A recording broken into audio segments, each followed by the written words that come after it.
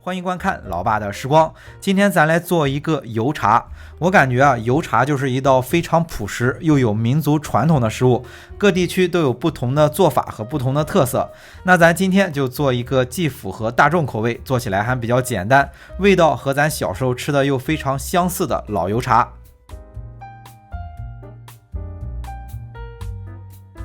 做油茶主要的材料就是面粉，对于面粉也没有什么要求，高中低筋粉都可以。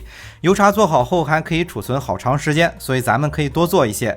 首先是准备1000克的面粉倒在蒸锅里蒸熟，下面垫一张干的笼布。蒸的话是放在蒸锅里，水开计时蒸30分钟左右。面粉蒸熟以后需要再过筛一遍，热着过筛还是凉了过筛都可以，建议是热着过筛，放凉了容易结块。那把面粉过筛好之后，需要再炒一遍，放在炒锅里，用小火慢慢的炒至上色。咱准备的面粉比较多，就分批次的炒。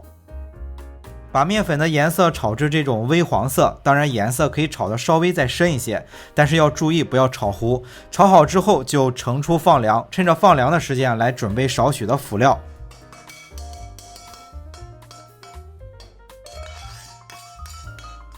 辅料就是花生、芝麻、核桃之类的，就是把这些炒熟打碎和刚才的面粉混在一起，这样冲泡出来的油茶会非常的香。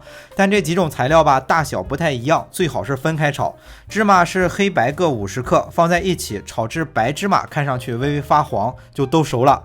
花生是200克，炒至表皮上色，微微开裂就熟了。核桃是150克，也是炒至表皮上色，微微开裂就熟了。那剩余的材料就看着添加，比如添加点瓜子松子，挑自己喜欢吃的坚果之类的。咱这边是今年做月饼剩了有80克的西瓜子，正好炒一下就放进去了。等全部炒好之后放凉，放凉之后花生得去皮打碎，和刚才的面粉掺在一起。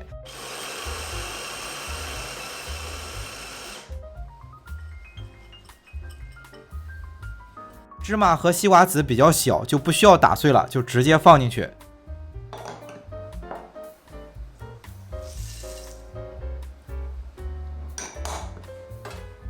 坚果之类的可以用手压一下，就不要打了，这样颗粒比较大，冲泡出来的油茶口感更好。那把所有的材料混合在一起，到这一步已经算是做好了。除了坚果里面的油脂之外，我们没有再去添加油和糖，适合平时饮食低糖低油的朋友，但是味道会稍微差一些。想要味道好，可以再加工一下。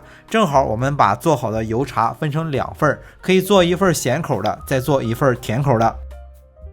那咱首先来做一个香葱咸口的吧，是在锅中加入50克的食用油。油热之后再加入50克的小香葱，待葱放香之后就加入刚才做好的油茶，分出来的一半正好是500克，但是葱不能炸得太老。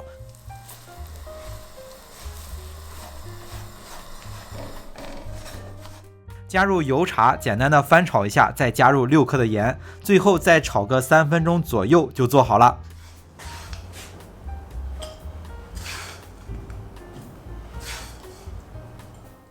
那甜口的还是在锅中加入50克的油，油热之后加入刚才做好的油茶，同样是简单的翻炒个3分钟左右，最后加入50克的绵白糖和50克的青红丝，翻炒均匀就做好了。白糖放的也不是很多，想吃更甜的朋友可以适当的增加一些。炒好之后放凉，放凉之后放在罐子里储存起来，想喝的时候用热水冲泡一下就可以。